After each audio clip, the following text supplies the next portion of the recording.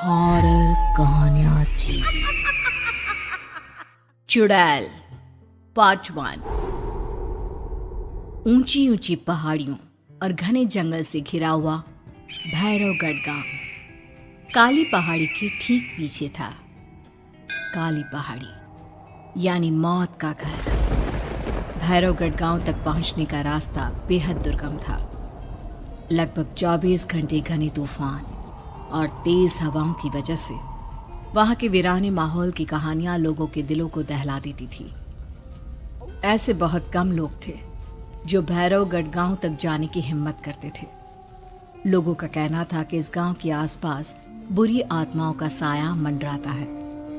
गांव के रहने वाले लोगों ने वैसे तो अपनी आंखों से किसी बुरी आत्मा या साये को नहीं देखा था, लेकिन गांव का बच्चा बच्चा इस बात को महसूस कर सकता था कि गांव के ऊपर कोई तो खौफनाक साया मंडरा रहा है। और उसकी वजह ये थी कि उस गांव में जैसे ही कोई लड़का 18 साल का होता, उसके 18वें जन्मदिन की रात ठीक 12 बजे अकस्मात उसकी मौत हो जाती। हर बार ये मौतें बड़े ही रहस्यमयी ढंग से होती और इस बार सरपंच सुमेर के बेटे को 18 साल होने में अब बस 15 दिन बाकी थे। अजी सुनते हैं, हमारा बेटा भी कुछ दिन बाद 18 साल का हो जाएगा। कहीं वो डायन उसे भी खा गई तो? कैसी बातें कर रही हो? जब वो इस गांव में ही नहीं है तो कोई भी डायन या बुरा साया उसका कैसे कुछ बिगाड़ सकता है? उसे कुछ नहीं होगा। हाँ जानती हूँ, आपने उसे पढ़ाई के बहाने इस गांव से बाहर निकाल शहर भेज दिया है, लेकिन ये भी तो सच है ना कि वो बार बार यहाँ आने की जिद करता रहता है। वो चाहे कितनी भी जिद कर ले जानकी, पर मैं उसे इस गांव में कभी वापस नहीं आने दूंगा। मैं नहीं चाहता कि गांव के दूसरे लड़कों की तरह मेरे बेटे की भी अजीबोगरीब ढंग से मौत हो जाए। कभी कभी तो लगता है कि हम सब गांव वालों को हिम्मत करके अपने गांव को इस बुरी आत्मा से छुड़वा लेना चाहिए। लेकिन कौन जानता है आखिर वो खतरनाक साया किसका है? वो काली आत्मा कौन है जो रातों रात हमारे गांव के लड़कों को निगल जाती है? सुमेर और जानकी जब ये सारी बातें कर रहे थे तब रात के लगभग 10 बज चुके थे और हर रात की तरह भैरवगढ़ गांव एक भयानक काले तूफान की आगोश में था। बाहर चल रही तेज हवाएं और बारिश के बीच कभी कभी ऐसा लगता जैसे कोई बुरी तरह से चीख रहा है।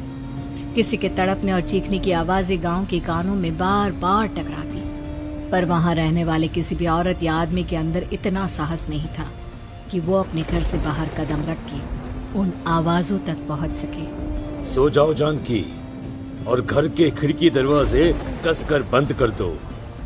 अब जानकी सब खिड़कियां ठीक से बंद करने ही लगती है कि तभी उसे अपने घर के दरवाजे पर जोर जोर से खटखटाने की आवाजें सुनाई देती है।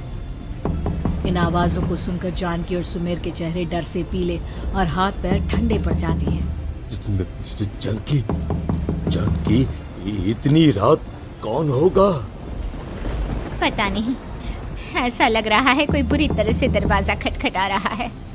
अरे हाँ, पर किसी की आवाज भी तो नहीं आ रही। क्या करूं? दरवाजा खोल लूं या नहीं? कहीं ऐसा ना हो कि किसी को हमारी मदद की जरूरत हो।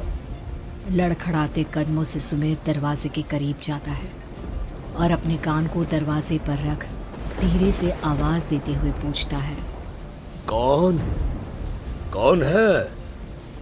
कौन है वहां? तभी एक बेहद डराने वाली आवाज उसके कानों से टकराती है। दरवाजा खोलो, दरवाजा खोलो, वरना आज की रात इस गांव में कोई जिंदा नहीं बचेगा। मैं जानती हूँ तुम्हारा बेटा 18 साल का होने वाला है। अगर उसकी जान की जरा भी परवाह है तो दरवाजा खोल दो। इस आवाज को सुनते ही सुमेर घबरा कर पीछे हट जाता है और जानकी को पूरी बात बताता है। कहीं वो डायन हमारे घर तक तो नहीं पहुंच गई? अब हम क्या करेंगे? मुझे दरवाजा खोलना ही होगा जानकी। मेरे पास अब कोई रास्ता नहीं है। इतना कहकर सुमेर डर से अपनी दोनों आंखें कसकर बंद करता है और कांपते हाथों के साथ झटके से दरवाजा खोल देता है। तभी किसी के जोर से हंसने की आवाज सुमेर और जानकी को सुनाई देती है। उस आवाज को सुन दोनों दरवाजे की तरफ देखते हैं और सामने अपने बेटे राहुल को खड़ा देख दंग रह जाते हैं। राहुल के हाथ में उसका मोबाइल होता है जिसमें से वो आवाज बज रही थी। ये क्या मजाक है? और तू यहाँ, तुझे मना किया था ना गांव में आने को, समझ में नहीं आता क्या? 18 साल का होने वाला है तू। माँ, आप लोग भी पता नहीं किन अंधविश्वास भरी बातों पर भरोसा करते हैं। क्या क्या मैं अपने घर नहीं आ सकता? आप लोगों से नहीं मिल सकता? देख बेटा, हमने तुझे किसी वजह से ही इस गांव से दूर रखा था और यहां आकर तूने अच्छा नहीं किया। चल चल चल, मैं तुझे अभी के अभी वापस शहर छोड़कर आता हूं। ओफो पापा, आप बेकार की बातों से परेशान हो रहे हैं। बाहर इतना तेज अंधड़ तूफान चल रहा है, कहीं जाने की जरूरत नहीं है। मैं बस आप लोगों से मिलने आया हूं, कुछ दिन रहकर चला जाऊंगा। दिमाग खराब हो गया है इस लड़के का, नहीं जानता कि इस गांव में ये सुरक्षित नहीं है। किसने कहा था तुझे यहाँ आने को? ये आवाजें सुन, बाहर से जो आवाजें आ रही है तुझे सुनाई नहीं देती क्या? अरे माँ, जब जोर से तूफान चलता है, तेज हवाएं चलती हैं, तो इसी तरह की आवाजें आती हैं। ये बहुत नॉर्मल है माँ। नॉर्मल होगी तेरे लिए बेटा। 4 दिन शहर में पढ़कर आया है तो अपने माँ बाप की बात नहीं मान सकता। माँ, मुझे अभी बहुत जोरों से भूख लगी है, पहले कुछ खिला दो, और रात भी बहुत हो गई है। हम इस बारे में कल बात करते हैं, ठीक है? राहुल के वापस आ जाने से जानकी और सुमेर की आंखों की नींद उड़ गई थी।